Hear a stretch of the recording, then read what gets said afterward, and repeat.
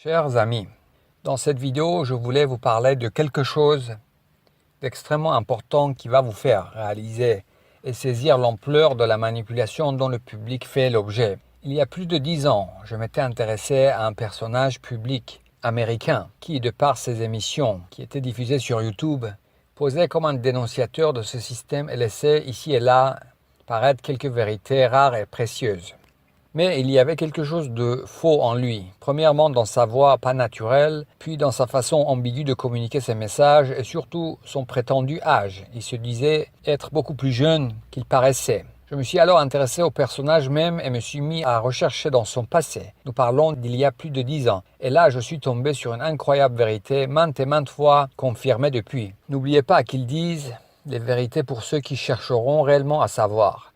J'avais alors trouvé à travers des récits des autres que cette personne n'était pas celui qu'il prétendait être, qu'il y avait eu un célèbre comédien contestataire mort jeune d'une maladie rare et foudroyante, mort entouré de mystères même pour ses propres amis, et que ce nouveau personnage apparu sur la scène publique ressemblait étrangement à ce comédien disparu. Son visage, ses manières, ses expressions, ainsi que les mêmes collaborateurs, amis et entourage. Et sa voix, de timbre modifié et étrangement grave, correspondant à la voix de l'autre, quand il forçait sa voix et hurlait, et que ce personnage était apparu qu'après la mort de ce comédien, était produit par le même producteur et beaucoup d'autres similarités que j'expliquerai plus tard. En faisant des recherches de plus en plus approfondies et indications venant de multiples sources, tout correspondait parfaitement. Il s'agissait bel et bien de cette personne, soi-disant décédée ou devenu à nouveau un personnage public et connu avec une nouvelle identité officielle et un nouveau numéro de sécurité sociale. Tout cela fait dans la pure illégalité par les autorités américaines même. Ce personnage jouait avec la complicité des intéressés et des autorités à aller manifester et harceler tel ou tel homme politique en public, comme George Bush et tant d'autres.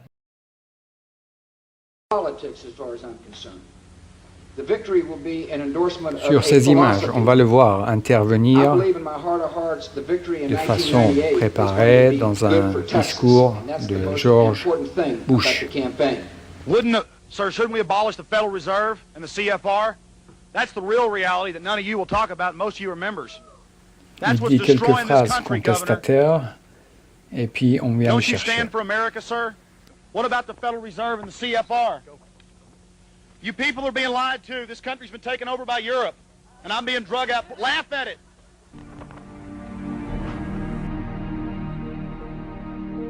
Et il passe pour le héros contestataire, le résistant du système.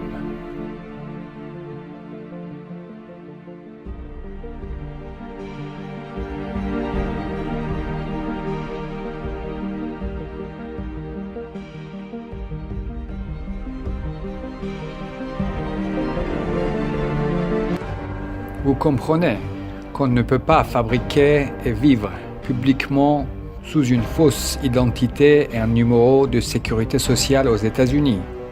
Vous comprenez alors l'ampleur de ce qui se passe.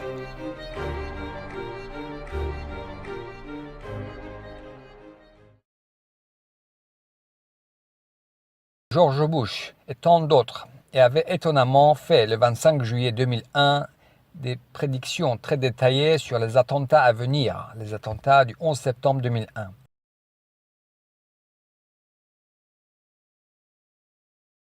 Again, I was on television saying that bin Laden's a CIA asset and looks like he'll attack New York. Saying, call Washington, tell them to call off the attack. Hello, ladies and gentlemen. I'm so glad that you could join us today for this Wednesday, July 25th, 2001 broadcast.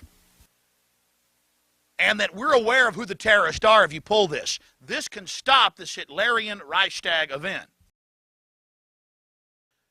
And I want you to let them know that if there is any terrorism, we know who to blame.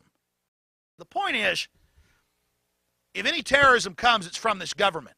And if there was an outside threat like a bin Laden, who was a known CIA asset in the 80s, like a bin Laden, who was a known CIA asset in the 80s, like a bin Laden, who was a known CIA asset in the 80s, running the Mujahideen war, and whose family builds all the military bases over in Saudi Arabia right now, and sits on the board of Iridium Satellite. He's the boogeyman they need in this Orwellian phony system. Call the White House and tell them, we know the government's planning terrorism. We know Oklahoma City and World Trade Center was terrorism.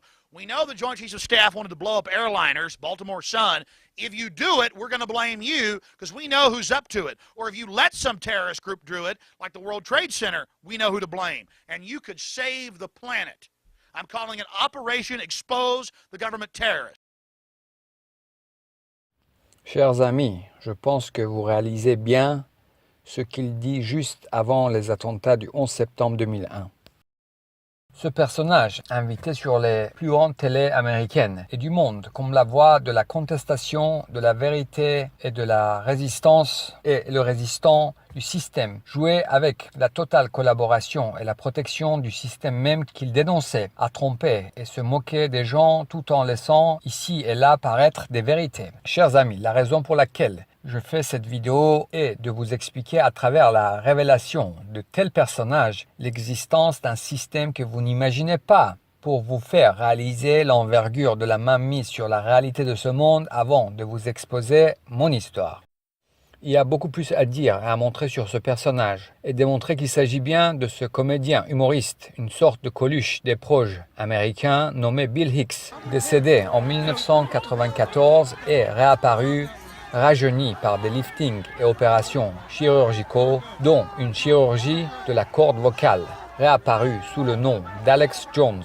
Il faut savoir que pour contrer la propagation de la vérité sur son identité, ils se sont mis à faire des vidéos d'intox sur YouTube via différents faux dénonciateurs et lui-même s'est mis à se moquer des gens en confirmant qu'il était bien ce comédien décédé.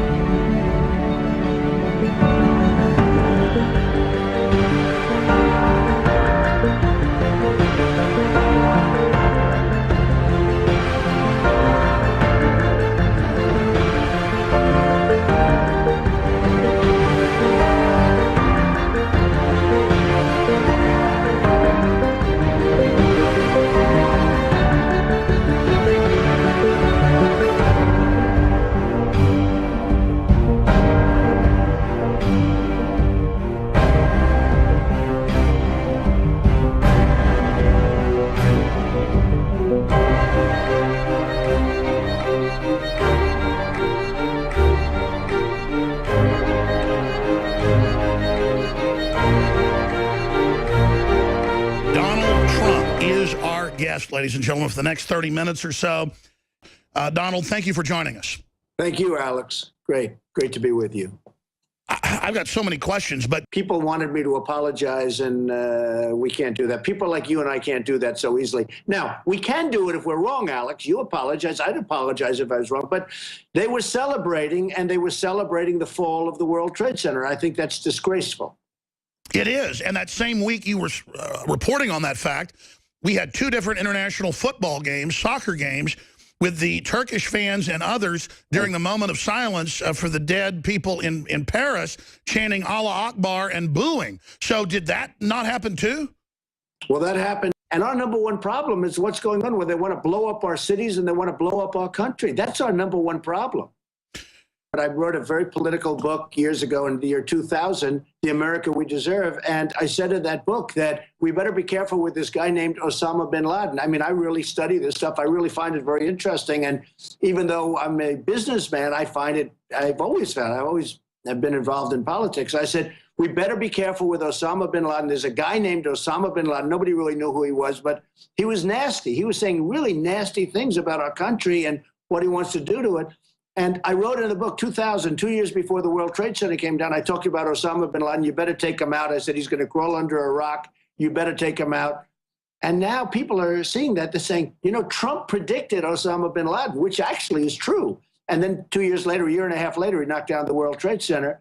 And I talked about terrorism in that. That was before terrorism as we know it today. I said, we better be careful. That's going to happen. It's going to be a big thing. And it certainly is a big thing. So I just want to finish by saying your reputation's amazing. I will not let you down. You will be very, very impressed, I hope.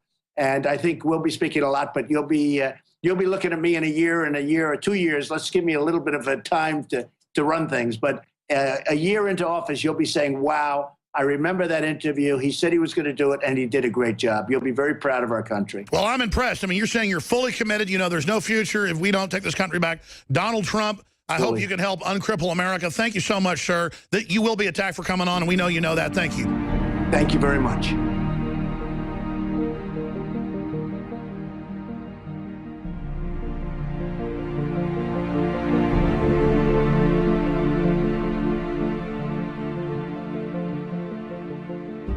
Chers amis, je pense que vous réalisez l'ampleur de ce que je vous expose ici. Je vous remercie de partager cette vidéo et vous dis à bientôt sur une prochaine vidéo.